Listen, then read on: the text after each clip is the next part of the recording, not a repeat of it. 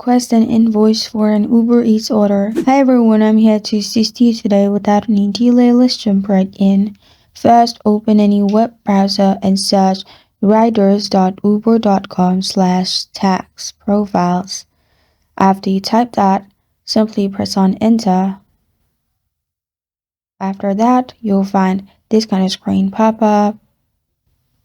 Here, in my case, I don't have any rights, so there's no option, but if you had rights, you would find enter your tax information option.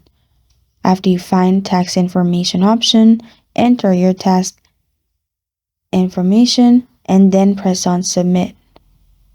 And after you do that, you'll find your tax invoice, and also invoices can be downloaded on ubereats.com.